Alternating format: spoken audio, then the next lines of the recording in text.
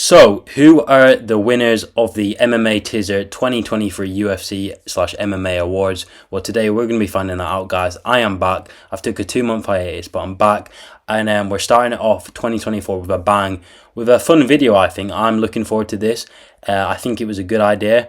And I'm not claiming originality here, but it should be a blast. So, yeah, I hope you guys enjoyed this video. And without further ado, let's get right into my awards of the year.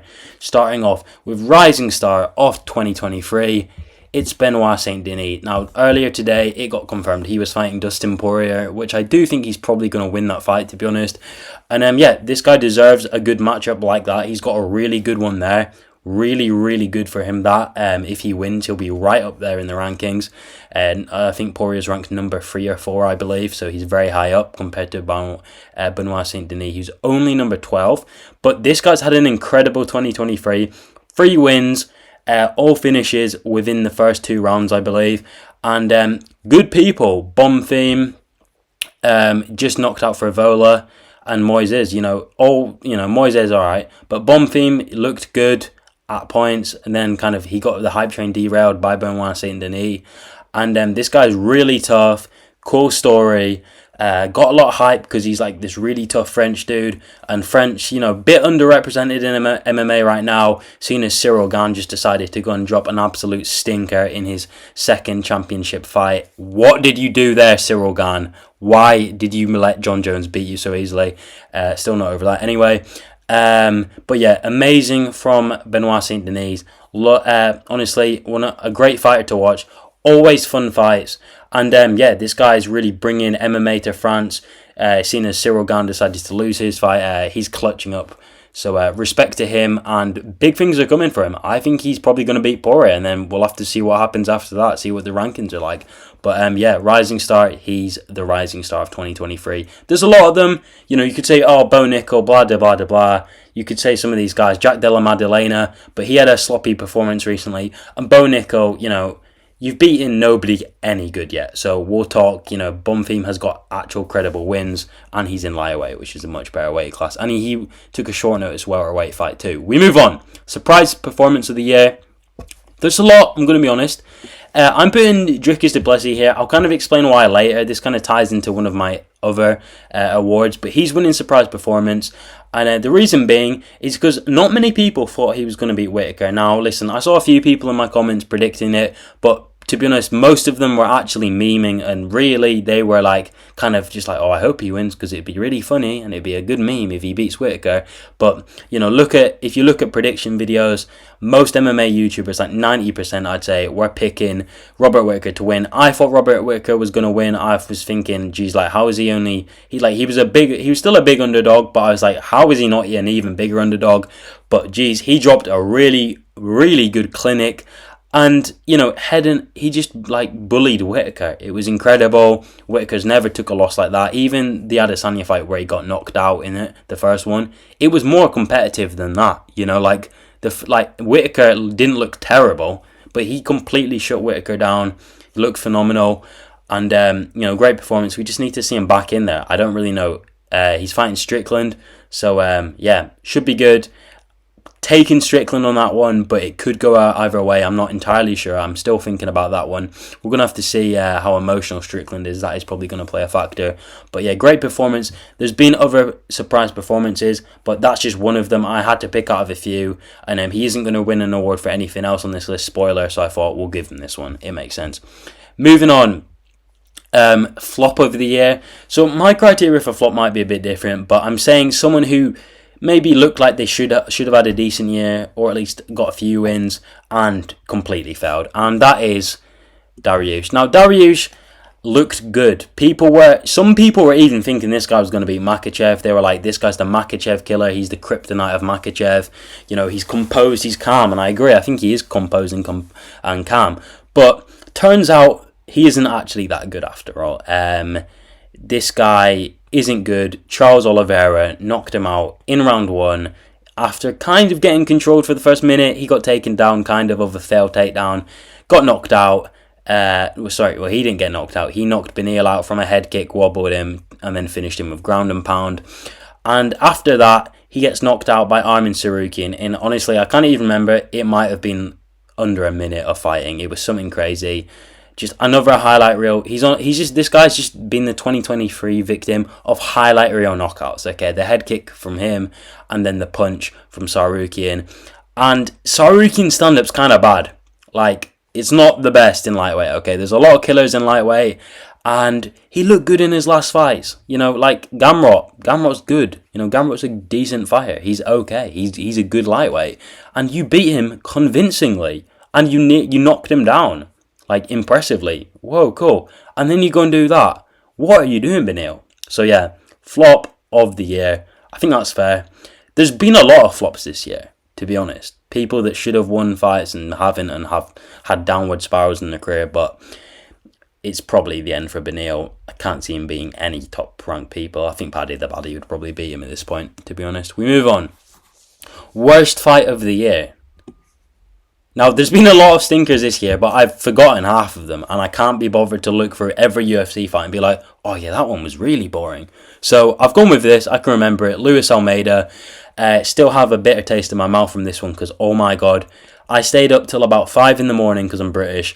Stayed up till 5 in the morning thinking, oh, well, there'll be a finish in the main event. It's always worth it because you know me, I'm a fan. I don't like to miss main events. And the UFC repay me by this atrocity from Gelton Almeida. Derek Lewis's jiu-jitsu is 0, okay? This guy just stands up, okay? Right, we'll call that wrestling, whatever. Okay, he has no jiu-jitsu defense. Spivak subbed him in a round flat easily, okay? Within like a minute of having him taken him down for like the second time or something, okay? Almeida, who's been subbing everyone left, right and centre in the first or second round in his last like 5 fights or whatever, absolutely bulldozing everyone in heavyweight because they're all terrible with jiu-jitsu and grappling, and you can't submit Derek Lewis in 5 rounds. Wow. The only good thing about this fight was that at basically, coincidentally, the end of every round, Almeida would take down Lewis and he'd fall for no reason, and it was funny, okay? But other than that, snooze fest, and actually infuriating to watch, to be honest. Okay, I vented that out. Now we can continue nice and calm and composed. Career recovery of the year. This is someone who's come back from an injury. I don't really think there was that many injuries that people came back from, or just people that have come back from a rough spell. But this one's fairly obvious. You probably know who I'm going to do. You're probably going to call me biased because he's British. It's Tom Aspinall, okay? And you can say what you want. This guy's had a good year. Came back, smoked Marcin Tybura in UK, in his home soil. Amazing performance there. And then he fights for the interim belt against Sergey Pavlovich, who, by the way, is a very scary dude, proper legit fighter. I think he was on a 6-fight first-round knockout streak, or maybe 5 first-round knockouts. So very legit indeed. And then he goes and finishes him in the first round. So now he's still got the average fight time. He's calling out John Jones. I'm hoping he gets that matchup because I think he probably does beat John Jones. I think he's probably, I know he's the underdog, which is kind of weird because I thought he would be the favourite against an aging Jones who's 37 nearly, I think. But yeah, Tom Aspinall, great comeback after an injury. We see a lot of fighters who are never the same after injuries. Weidman, for example, I know he was washed already, but just a lot of dudes who get injuries, like especially in their lower half, their legs, their knees, stuff like that. And they're just never the same fighter they were. So it's nice to see Tom's back. He looks even better than previously. So yeah, amazing recovery from him. Credit to him. A lot of people would have not been able to make that recovery, and he even said he was considering retirement. So there you go. I bet he's glad he didn't do that now. He's very wealthy. Worst fighter of the year. Now, this one's emotional. Okay, this one is an emotional one for every UFC fan, or at least if you're a real UFC fan, it should be. I'm sorry, guys. It's Tony Ferguson, okay? I can't defend him anymore. What is he doing? Retire, please. He's going to lose to someone. He lost to Paddy the Baddy. Now, yes, Paddy the Baddy is better than Tony Ferguson now, and it wasn't a shock. Anyone predicted that. But it's just, imagine saying 2 or 3 years ago, Tony Ferguson will lose to Paddy the Baddy. I'm not taking anything away from Paddy the Baddy here, but, it just shows how much he's fallen. Lost to Bobby Green. I think he's on a 6-fight losing streak now. It might even be 7. Tony, retire. Please. Quit UFC, quit MMA forever. Don't even do celebrity boxing because you're probably going to lose it. This guy just, what was he doing getting David Goggins in his corner? Such a useless appointment there. Goggins is not the kind of guy you want in your corner for UFC. If you're running a marathon, I get it. If you're running some long distance training or something, UFC, wrong thing, completely wrong sport for that. Hurts his body a month before the biggest, well, you know, a make or break thing. If he won that, might have put him back on track. Granted, he looked alright in some moments in some of his fights this year, but Tony. And he took a lot of damage in that Paddy fight, so I'm not expecting any improvements. And I'm pretty sure he got cut from the UFC, actually, so that is the end of Tony Ferguson in the UFC. I'm pretty sure he got cut. Yeah, Tony. Anyway, moving on to happier things. Best fight. Now, a lot of people are going to say Makhachev-Volk. I'd agree. You know, that probably is the best fight.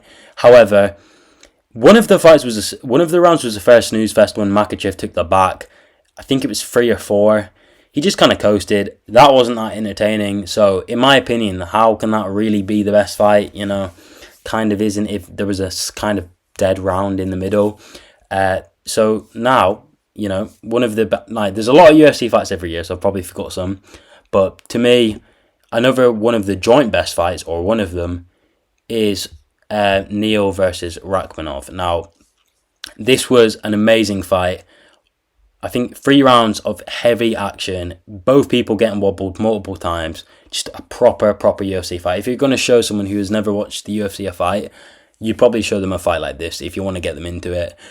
This is one of the ones you show your friend and they're like, whoa, that's so cool, I'm going to start watching UFC now, and then you're going to get them hooked on UFC.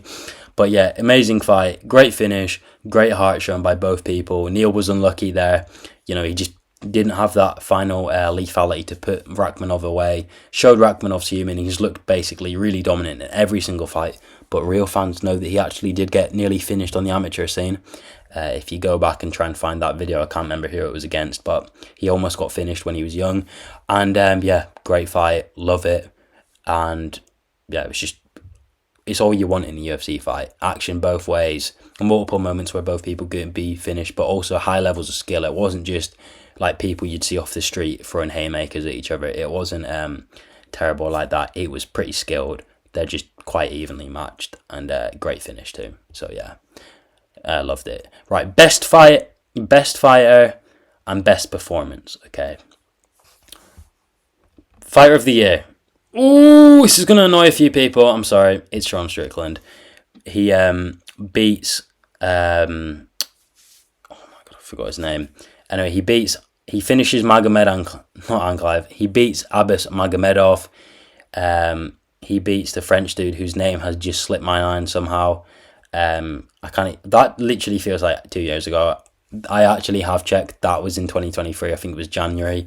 But and then obviously he becomes middleweight champ. Now, if you were to show this to someone a year ago or after he got flatlined by Pereira, you'd be so confused. But Sean Strickland has had the best 2023.